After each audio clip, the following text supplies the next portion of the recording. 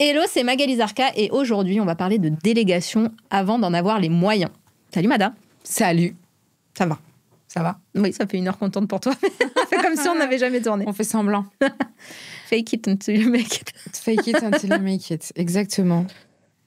On va parler de délégation, rentabilité, rapport à l'argent. Ouais. Pourquoi tu dis que déléguer t'a rendu rentable?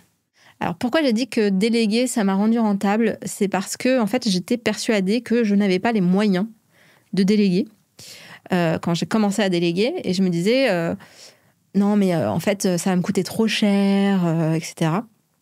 Mais en fait, ça a été le contraire. C'est-à-dire que, par exemple, quand j'ai commencé à déléguer le montage de ce podcast ou de celui de Wedding Divan, tu vois, moi, je mettais 4 heures à faire un montage pour faire un truc de 30 minutes. Aujourd'hui, le monteur, lui, il met 30 minutes pour monter un truc de 30 minutes. Donc déjà, c'est beaucoup plus rentable que ce soit lui qui le fasse, même si je le paye, parce que déjà, il est plus rapide. Mais même moi, pendant les 4 heures que j'utilisais pour ça, je peux faire d'autres choses qui me rapportent beaucoup plus d'argent. Et en fait, souvent, mes clientes me disent « Ouais, mais moi, je peux pas déléguer. J'ai pris une alternante, tu vois. J'ai pris une alternante parce que je peux pas déléguer à un freelance. » En fait, je dis « Mais combien ça te coûte, l'alternante ?» Donc là, on me dit 950 € par mois. Bon, j'ai des aides, donc du coup, ça me fait 450 € que moi, je dois donner. Je dis « Mais en fait, une assistante aujourd'hui, c'est entre, on va dire, c'est 35-40 € de l'heure. Si elle travaille 10 heures, tu payes le même prix, en fait. Même moins cher. Donc, arrêtons de croire qu'on n'a pas les moyens de déléguer.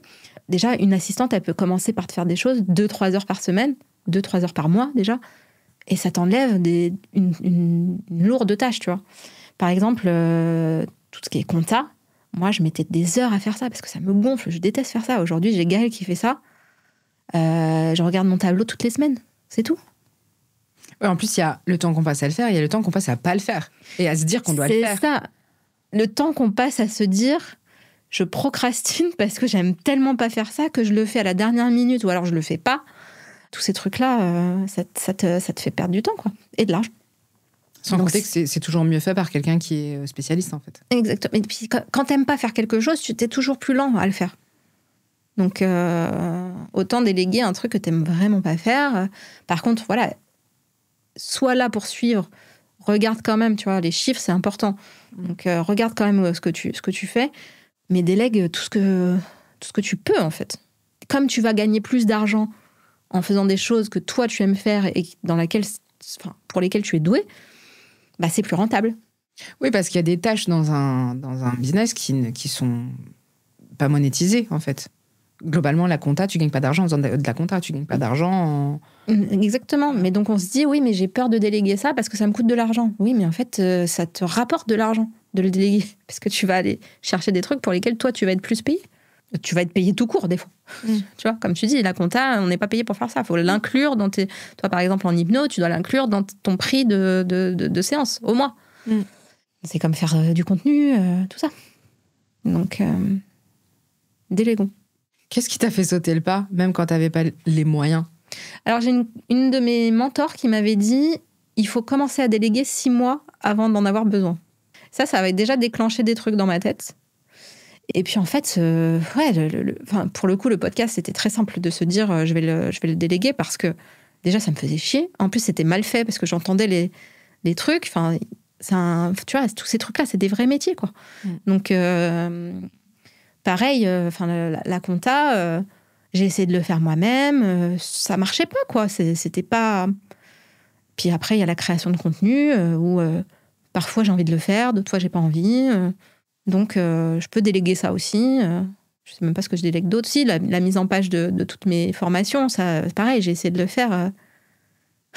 J'ai vite délégué, quoi. Parce que, pareil, la meuf, elle me fait ça. Franchement, c'est pas cher pour ce que c'est. Moi, en tout cas, ce que ça me rapporte. Et en même temps, je peux travailler sur autre chose. Elle, je lui envoie ça le matin, l'après-midi, c'est fait. Enfin, c'est...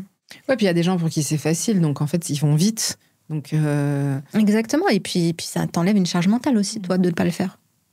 Parce que comme tu dis, tu procrastines le truc et c'est un enfer. Ça devient un cercle vicieux, quoi. Ouais. Et du coup, ça t'empêche de passer à l'action. Et tu vois, toutes les meufs qui ont commencé à déléguer depuis qu'elles sont dans mon mastermind ou juste avant, elles reviendront pas en arrière, quoi. Mais est-ce qu'elles gagnent plus d'argent? Bah, forcément, puisque en fait, tu vas aller vers des choses qui vont te faire gagner de l'argent. Tu vois, si tu délègues, par exemple, toute la partie création de contenu qui te prend du temps, etc., toi, tu peux aller chercher d'autres clients. Tu peux aller faire du réseautage. Tu peux aller... parce que tu as le temps de le faire. Tu as plus de temps. Donc oui. Et puis, il faut arrêter de se dire qu'on peut tout faire tout seul. Moi, j'ai longtemps pensé ça. Ouais, mais non, mais pour être une bonne entrepreneuse, il faut que j'ai toutes les casquettes et que je sache faire et que machin. Ouais, il y a plein de trucs que je sais pas faire aujourd'hui dans mon business et c'est pas grave, tu vois. Bah, c'est une croyance, je trouve, qui est pas mal répandue. Genre, quand t'es entrepreneur, il y a plein de trucs à faire, il faut tout savoir faire. Ouais, mais non. Tu fais très peu de ton vrai métier, tu fais beaucoup du reste, tu fais beaucoup de back-office. Quand tu te lances. Oui. Quand tu te lances. Mais à un moment donné, faut déléguer, quoi. Parce que si tu veux grandir, c'est comme se faire coacher, se faire mentorer, se faire... Si tu veux grandir, entoure-toi. Quoi qu'il arrive, en fait. C'est hyper important. Hein. Tu vois, là, j'ai une de mes clientes qui me dit, je sais pas si je vais continuer le mastermind. Et je lui dis, mais... Parce qu'elle me dit, je veux faire mes armes toute seule un petit peu, et puis on verra après. Je dis, mais ok. Mais en fait, tu vois, le problème que tu as eu hier, comment t'aurais géré si tu l'avais eu et que t'étais toute seule? Parce que là, il y a 5 meufs qui lui ont donné leur avis, il y a moi, Et en fait, tu te sens tout de suite... Tu partages un problème, tout de suite, t'es rassuré quand t'es coaché. Oui, et c'est différent de le partager avec un proche qui n'a pas du tout... Je vois ton regard. Ça veut dire quoi? Là, ça veut dire... Là, j'ai eu un truc avec mon homme hier, tu vois, où en fait, il me dit, les vidéos que tu fais en ce moment, que tu mets tous les jours sur ton Insta, j'ai l'impression que c'est toujours la même et je comprends pas pourquoi tu fais ça. Et donc, j'ai un peu levé les yeux au ciel et ça l'a saoulé de ouf. Je lui ai dit non, mais... En fait, j'avais un sourire quand je levais les yeux au ciel, tu vois, mais je me suis même pas rendu compte que j'ai levé les yeux au ciel. J'ai fait... Tu vois? Et il me dit, en fait, pourquoi tu veux pas de mon feedback? Je lui dis, mais c'est pas que je veux pas de ton feedback, c'est juste que, en fait, j'ai même pas eu l'occasion de lui expliquer, mais en fait, il y a différentes... quand tu crées du contenu, il y a des gens qui sont là depuis longtemps et il y a des gens qui ne te connaissent pas. Et donc, je lui dis, là, il y a une des vidéos qui a explosé, où j'ai eu, en moins de 24 heures, j'ai eu une quinzaine d'abonnés sur une vidéo. Et qui continue à me rapporter des abonnés de jour en jour, alors que ça fait déjà plusieurs jours qu'elle est sortie. Parce que, en fait, c'est un sujet qui parle. Et en fait, les gens qui ne me connaissaient pas se sont abonnés grâce à cette vidéo. Donc oui, peut-être que les gens qui vont me suivre depuis longtemps vont se dire, j'ai l'impression que c'est toujours la même, mais en même temps, je les renvoie vers ma vidéo longue. S'ils veulent voir la vidéo longue qui est plus étayée sur le sujet, ils peuvent y aller. Donc, en fait, il y a une stratégie derrière ça. Mais une personne qui n'est pas dans le business peut se dire, effectivement, ou alors peut-être que mes clientes, tu vois, ou des gens qui me suivent depuis longtemps, etc., se disent la même chose que lui. Mais je ne crois pas. Je pense que les gens pour qui, en fait, j'ai un intérêt, qui ont un intérêt pour ce que je fais, ont envie d'écouter encore des vidéos, même si on dirait que c'est la même, tu vois. Et moi, ça me fait ça avec Gabor Maté, qui parle de trauma. Il dit toujours la même chose, de manière différente, dans des contextes différents. Il l'explique autrement. Et globalement, si tu prends l'essence de ce qu'il dit, c'est toujours pareil, quoi. Mais à chaque fois, je mets le son pour écouter ce qu'il dit. Tout le temps. Voilà. Et donc, je suis d'accord avec toi. Et il faut regarder combien de fois un truc avant que... Alors, avant, c'était... il fallait regarder 7 fois... avoir le contenu 7 fois pour passer à l'action d'achat. Aujourd'hui, avec toutes les sollicitations qu'on a, le fait qu'on est beaucoup moins attentif à ce qu'on fait, etc., qu'on a moins de concentration, on est à 63 fois. 63 fois avant de passer. Ouais. C'est pour ça que je dis à mes clientes et à toutes les personnes qui ont un business autour de moi de ne pas se décourager quand elles n'ont pas des résultats tout de suite. Il faut minimum 3 mois pour avoir des résultats, et c'est vraiment un minimum. Et un jour, en fait, ça paye. J'ai une de mes mentors, Olivia, qui dit le jour où, en fait, j'ai arrêté de regarder mes stats, ça a changé ma vie.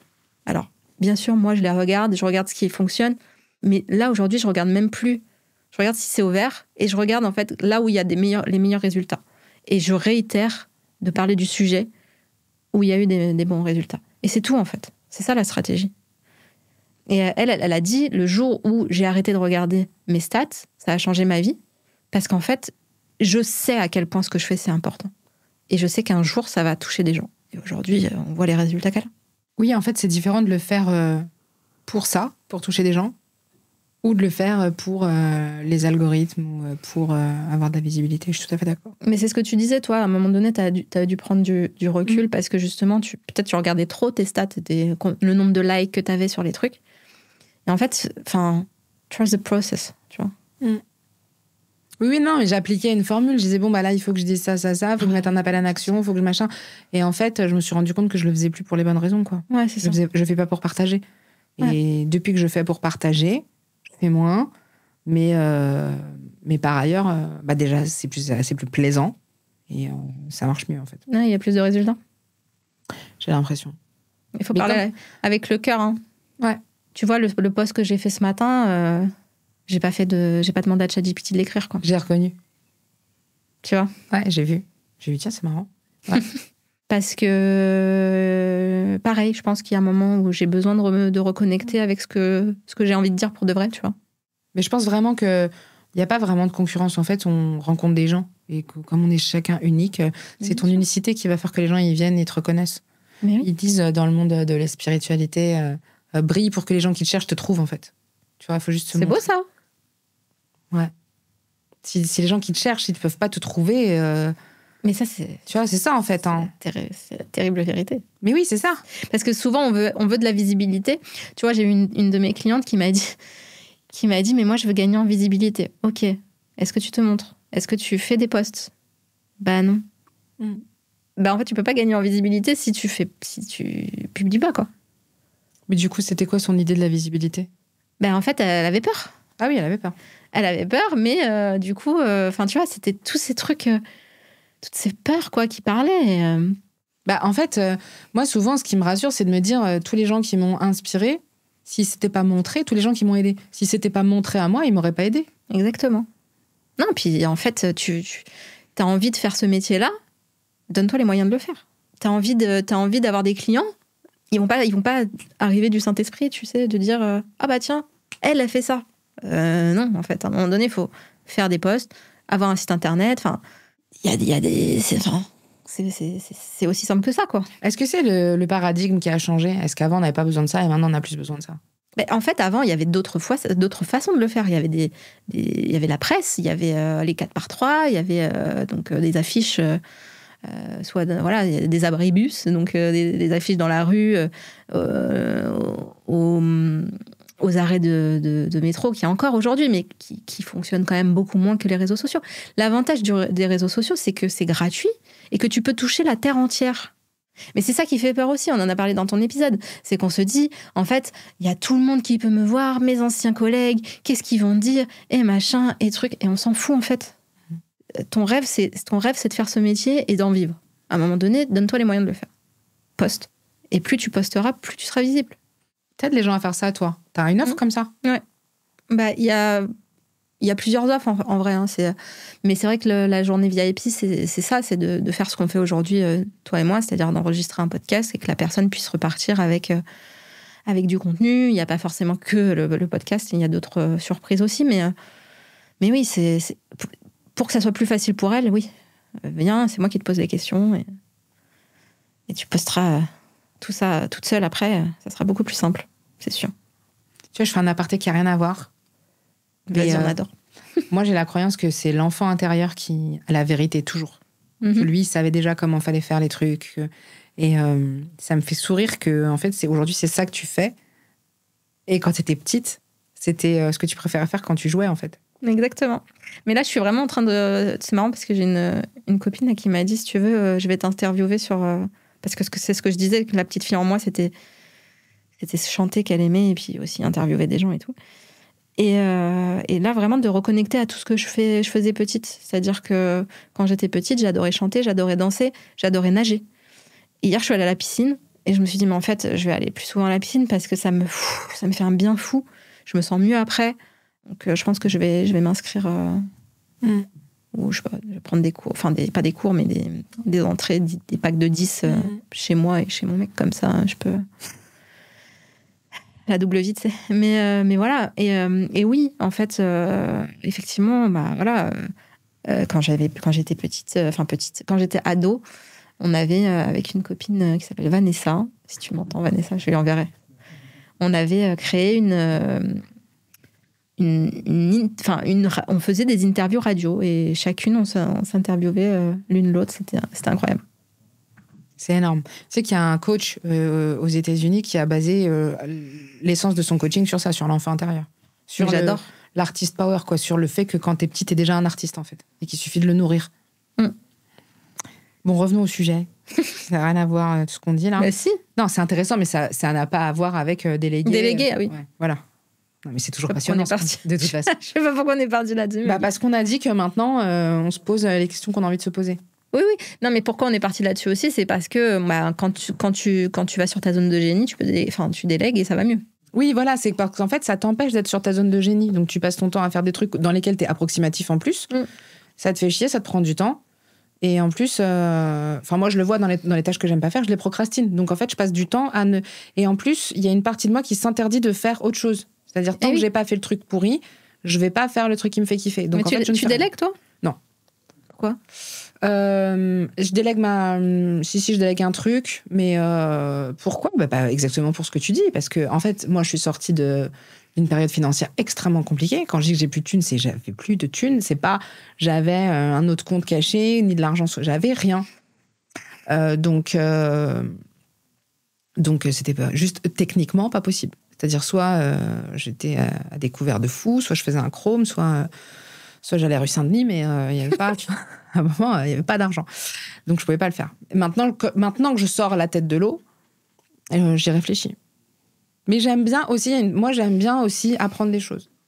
Ah oui, mais j'aime bien faire. Est-ce qu'on pourrait apprendre des trucs qu'on aime aussi, tu vois ? Ouais, c'est ça.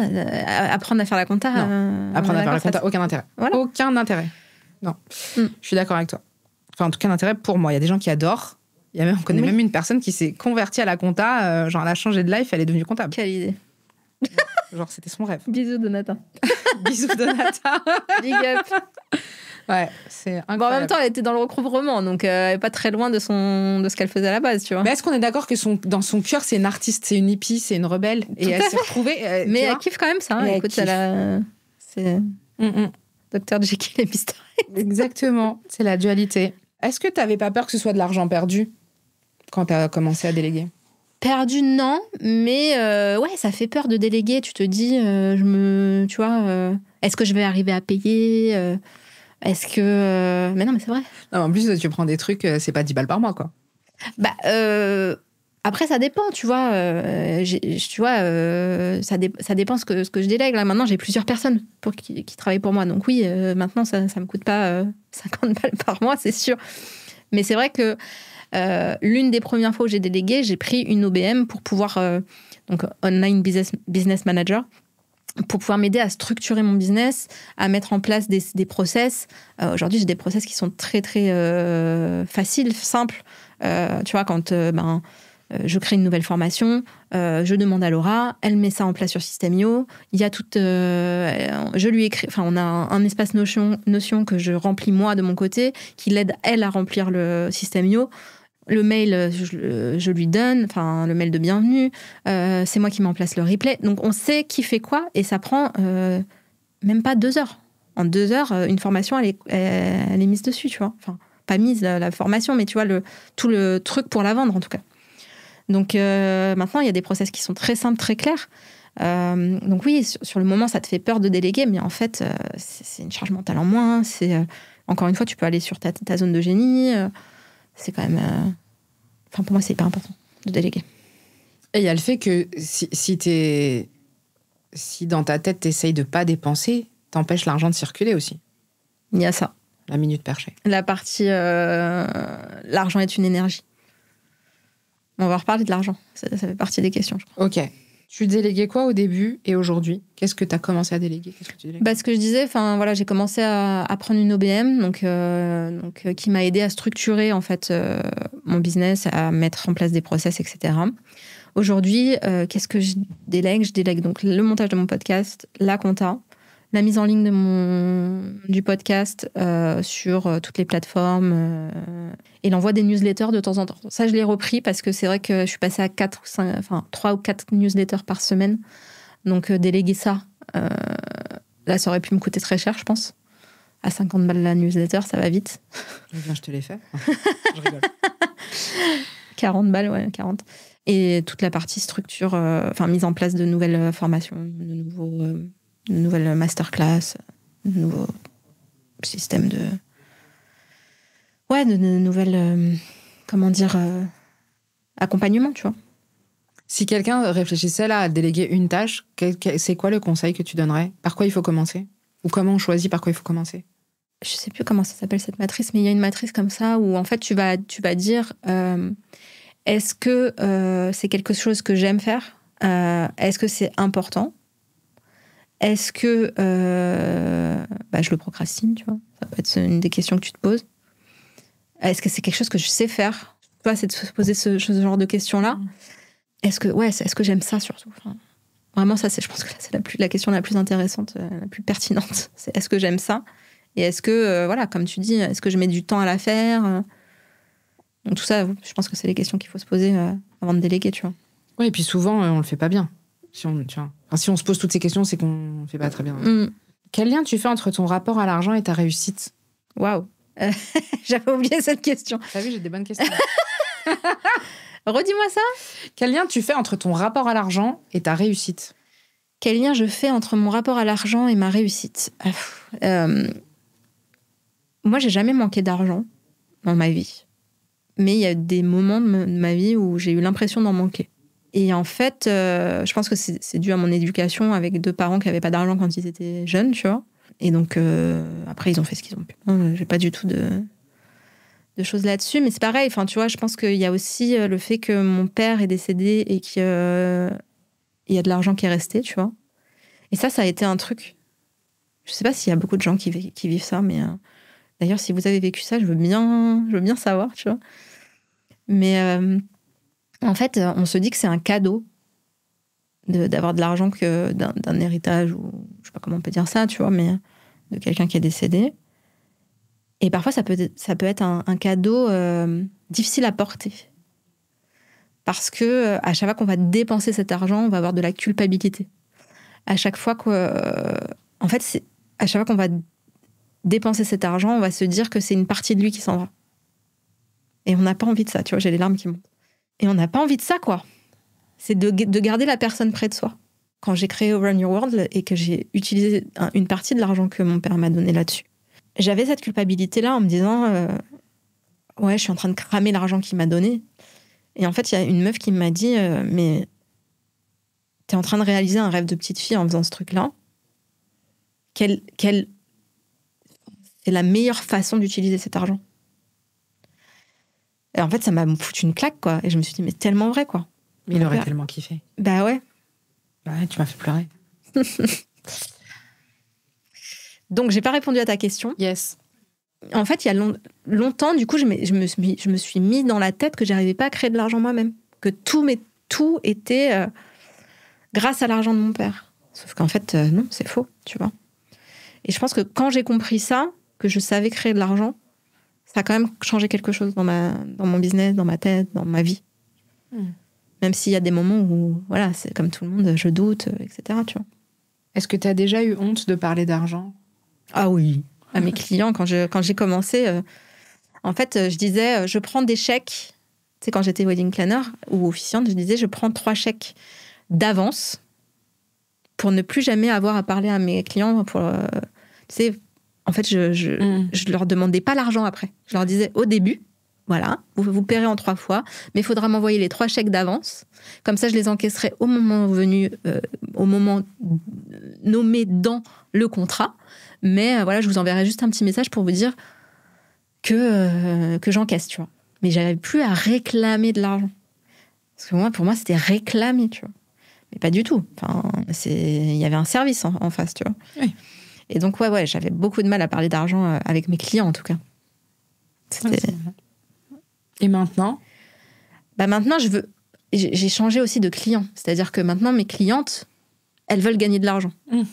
Donc maintenant, j'ai plus du tout ce truc de dire, bah ouais, mais si tu veux te gagner de l'argent, faut que tu sois apte à en donner, tu vois. Là, en plus, maintenant, avec les automatisations que j'ai dans mon business, j'ai pas trop à réclamer. Puis en plus, avec Sophie qui est venue dans mon équipe, je parle presque plus d'argent, en tout cas pour moi, avec mes clientes.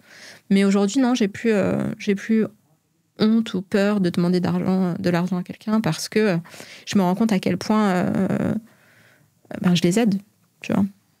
C'est quoi l'erreur la plus fréquente que tu vois chez tes clientes au sujet de l'argent ?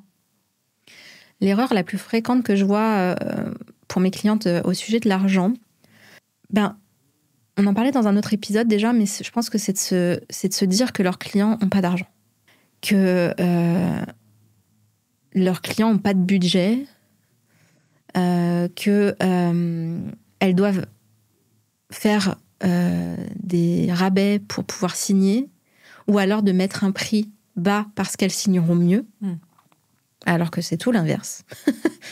Plus tu as un prix haut de gamme, plus on aura cette sensation que tu es haut de gamme. Et plus ça donnera envie de signer avec toi. Tu vois, j'en parlais avec une meuf dans le mastermind dans lequel je suis en tant que cliente, et elle disait, moi j'ai envie d'être accessible.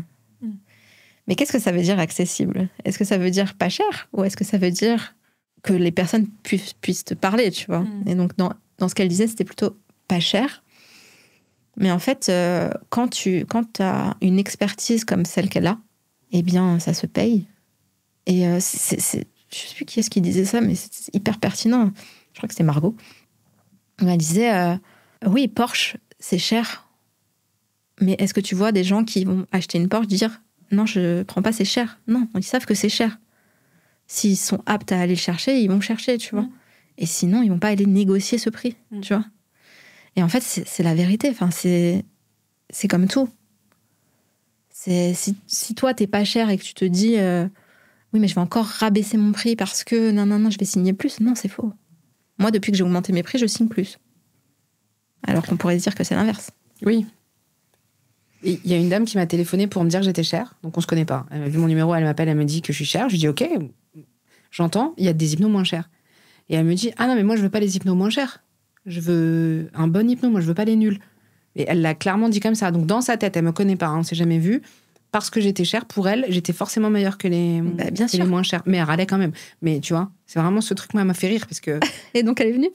Non, mais en fait, je pense qu'elle m'a téléphoné. Je pense que l'univers m'a envoyé cette meuf juste pour que j'entende ça, cette incongruence. Et que je disais, OK, c'est bon, je suis OK avec mes prix. Trop bien. Un conseil pour déléguer sans flipper ? Conseil pour déléguer sans flipper ? Fais la liste de tout ce qu'on a dit tout à l'heure. C'est-à-dire, est-ce que j'aime faire ça ? Puis commence par une freelance, en fait. Commence par 1-2 heures par mois. C'est 80 balles, 2 heures. Enfin bon. Non, mais je pense qu'on le voit pas comme ça. C'est ça. C'est qu'on se dit, va falloir que j'embauche en CDI, tu vois. Pas du tout. Oui. Tu vois. Ouais. Tu peux faire des tests avec une assistante virtuelle qui va te faire 2 heures. Alors, il y en a qui veulent pas. C'est OK. Il y en a qui veulent. Tu fais un test, tu regardes, peut-être 5 heures par mois, tu vois. Mais déjà, 5 heures par mois, c'est vachement bien, tu vois. Ouais. Merci beaucoup. Merci.